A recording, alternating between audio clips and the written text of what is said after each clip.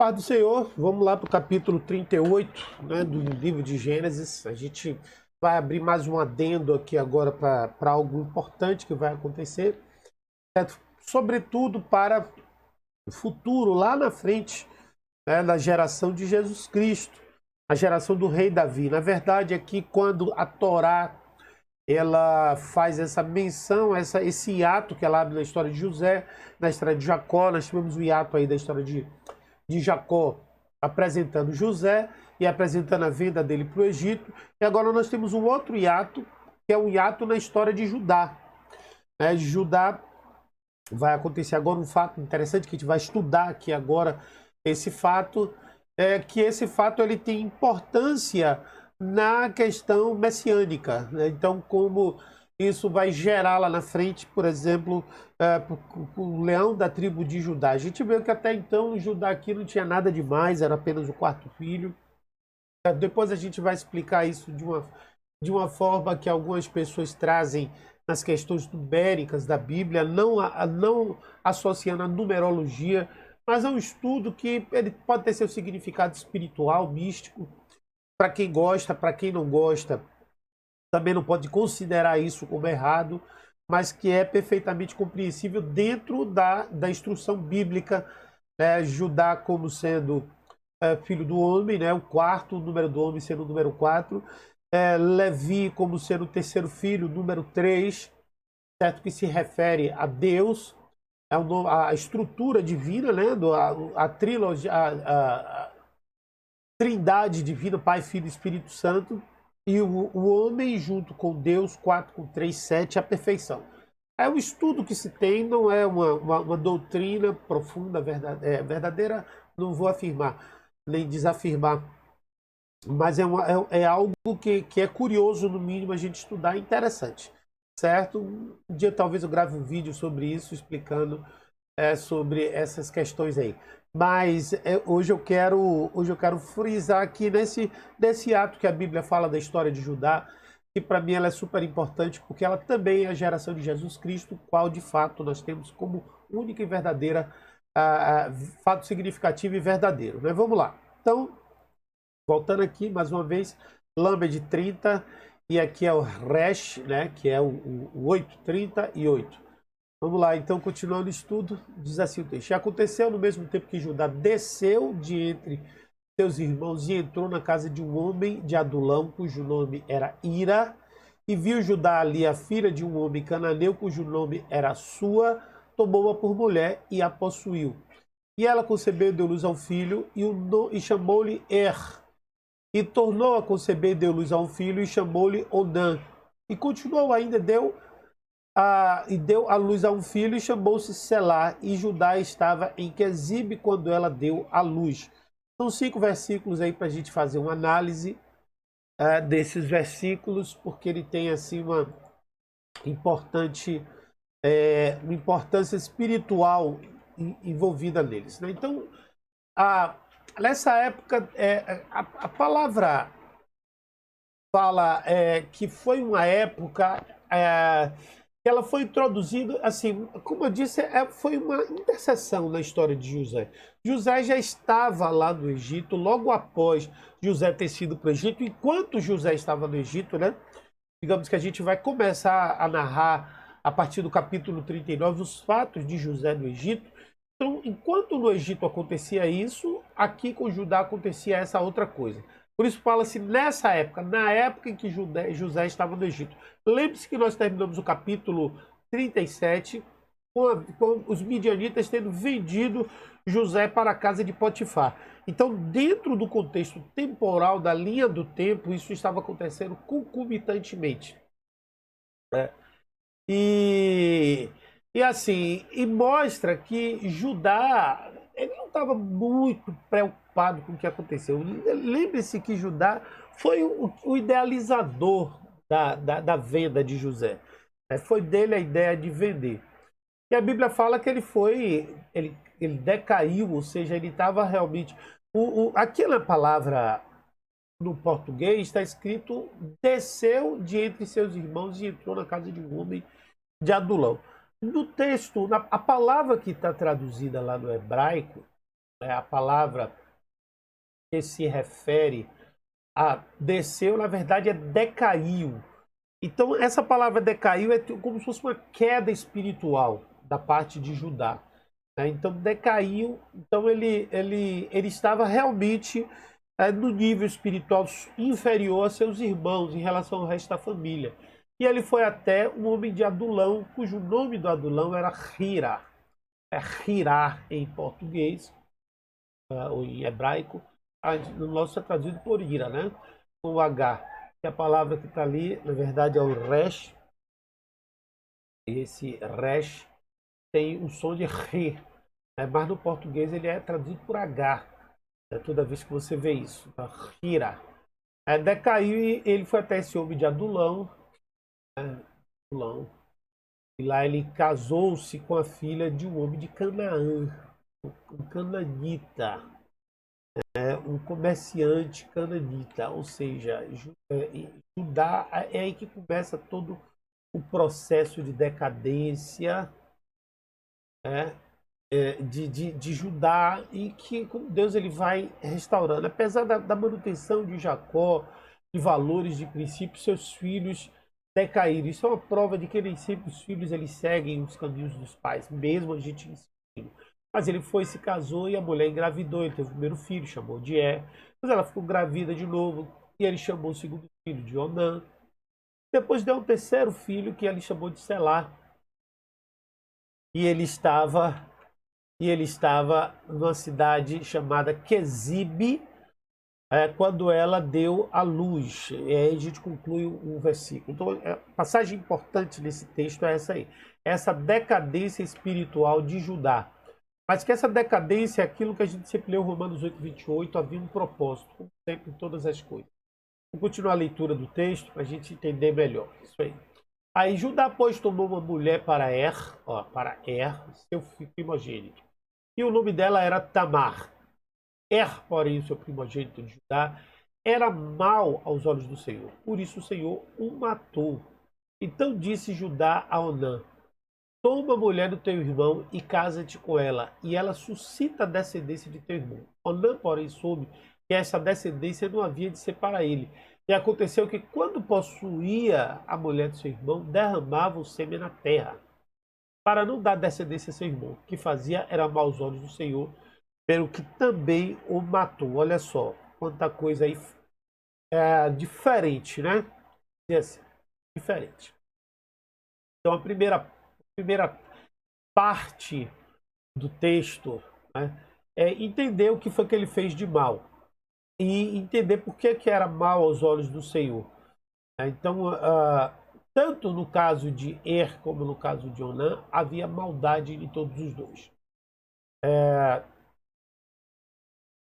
A Bíblia, a maldade de era a mesma de Onã, certo? Qual era a maldade de Onã? A maldade de Onã foi relatada, porque essa maldade foi a que provocou a morte dos dois. Portanto, de acordo com o estudo hebraico, o estudo rabínico, a semelhança da pena está relacionada à semelhança do pecado, certo? Então, o que era errado na vida de Onã era derramar o sêmen fora.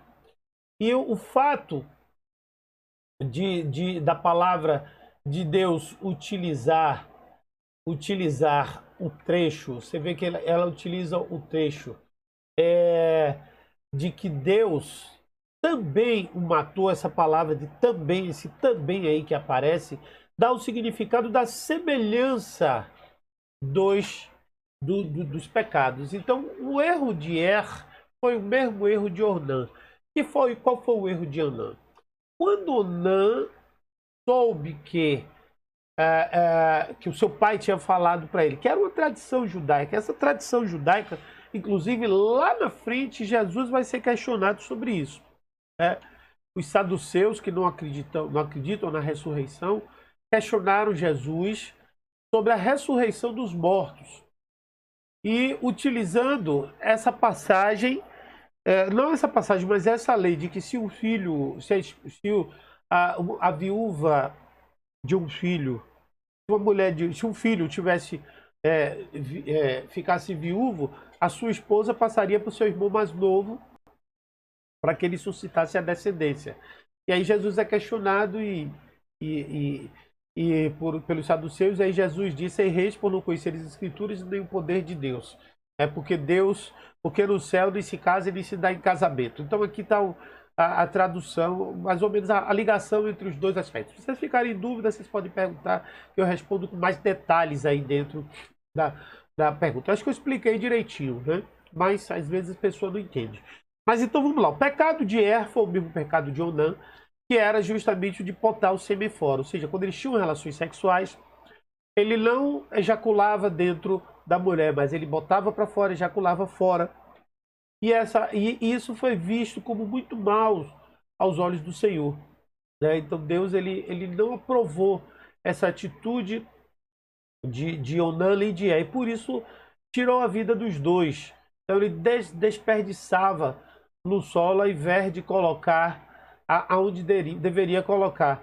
E a Bíblia fala que por conta disso o Senhor acabou tirando a vida dos dois. E um passava para o outro porque era essa tradição. Judá havia falado por Onã que a descendência de Onã seria de Er. Er, por conta disso, não quis. E pelo mesmo fato, Er não quis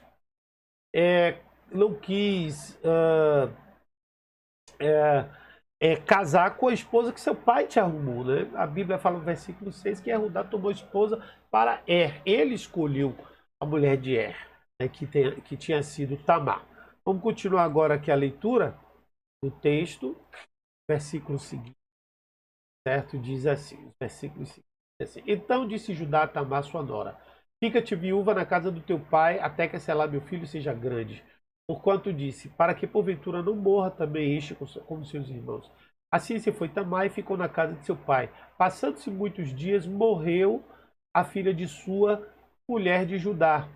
E depois de consolado Judá, subiu aos tosqueadores das suas velhas ovelhas em Tina, ele e Hira, seu amigo, o Adulamita.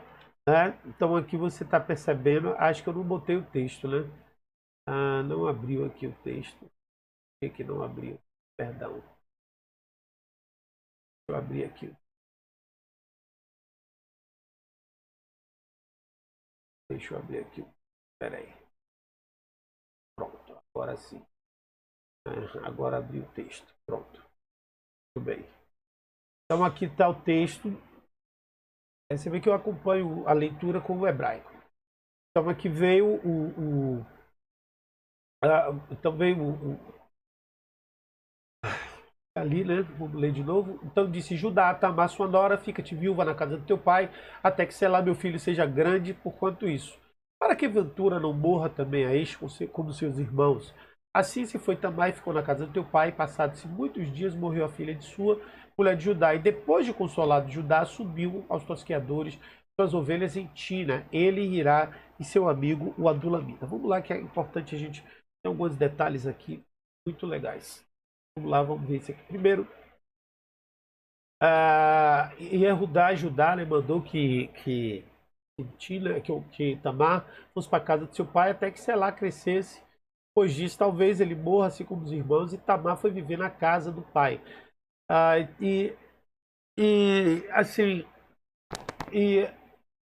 Tinha uma tradição que ele achava que os judeus achavam que quando a mulher matava um, ia matar todos, né? Então Judá ele não tinha a intenção de levar Selá para Tamar de jeito nenhum. Mandou de volta para o pai e deixou lá. Passou muito tempo, muitos dias, é um longo tempo, certo?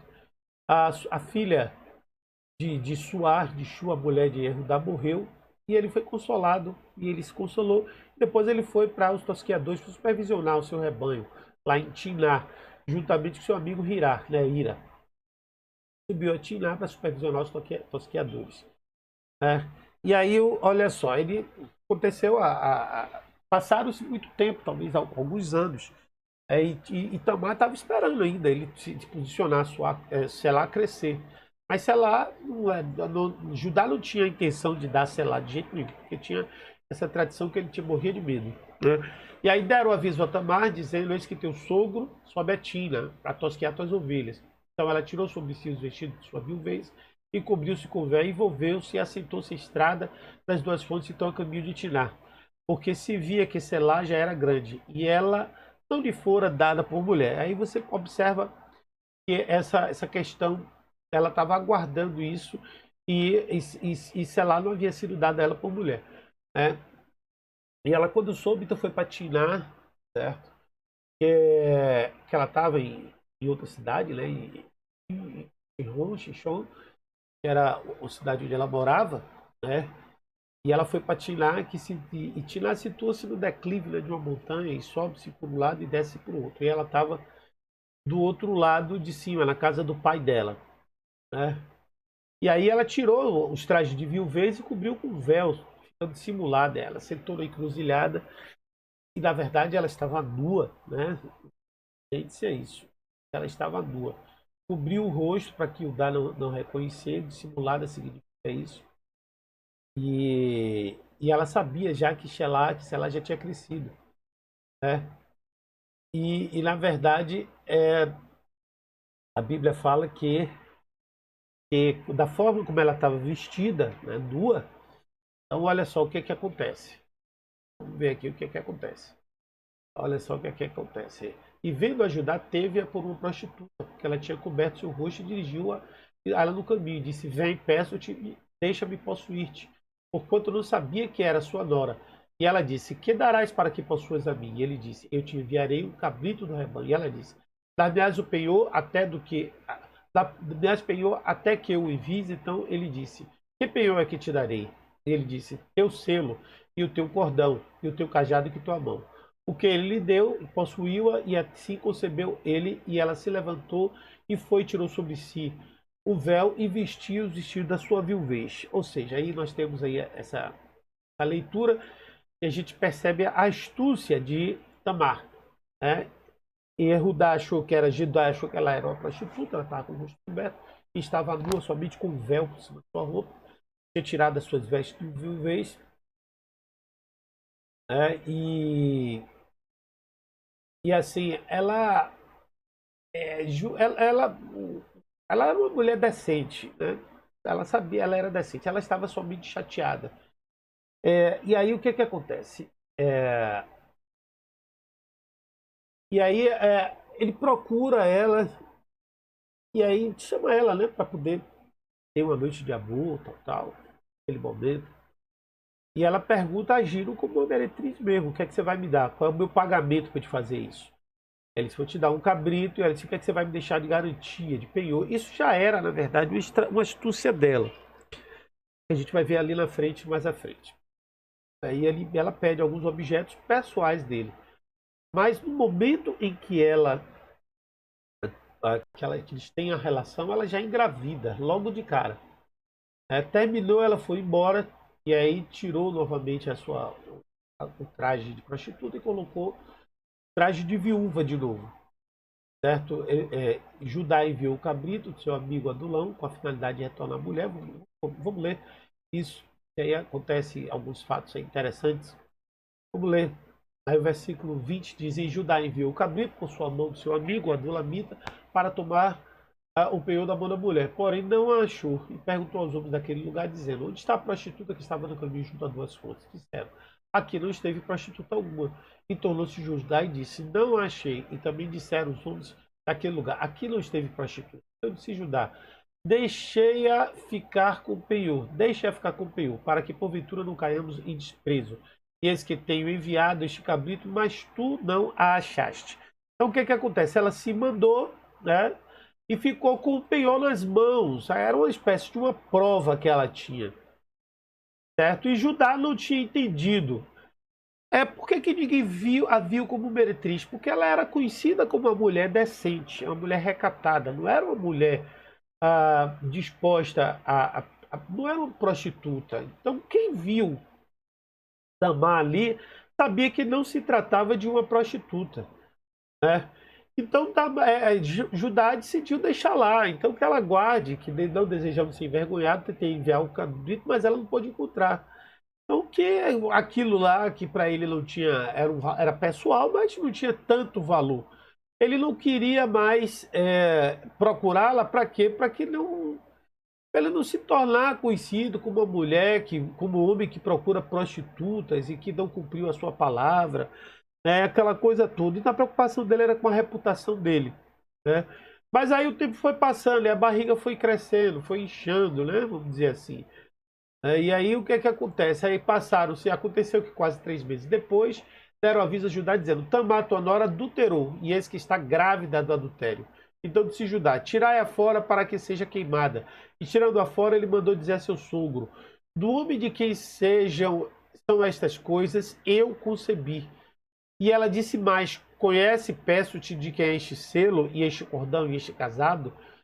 E conheceu Judá e disse: mais justa ela é do que eu, porquanto não a tenho dado a Selá, o meu filho. E nunca mais a conheceu. Então aqui ela fez toda a situação para poder comprovar a malandragem de Judá, mas ela também foi malandra, vamos dizer assim. Mas quando ela engravidou de 3 meses, a barriga apareceu.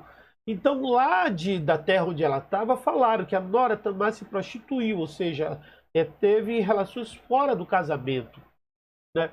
E ela engravidou pela sua promiscuidade. E Judá lançou logo a sentença de que ela fosse queimada. Passaram 3 meses, né? Passaram 3 meses, na verdade, a palavra fala de 3 meses, mas o termo que está lá é quando os meses se repetiram 3 vezes, está mais ou menos a mesma coisa. A Bíblia diz que ele aí, quando ela foi levada lá para chamar, ele pediu para que ela fosse queimada, então ela apresentou a prova, né? Eu estou grávida do homem que é dono desses artigos, né? E ela disse: se for do seu agrado, identifique que é o proprietário. E aí, quando ele identificou, ele percebeu a sua vergonha de que ela era mais digna do que ele, porque ele não tinha dado seu filho lá, ou seja, não tinha cumprido a sua promessa, a sua palavra. E a partir dali ele nunca mais teve nada com ela, certo? A partir dali acabou todo tipo de relação com ela. E aí o tempo passou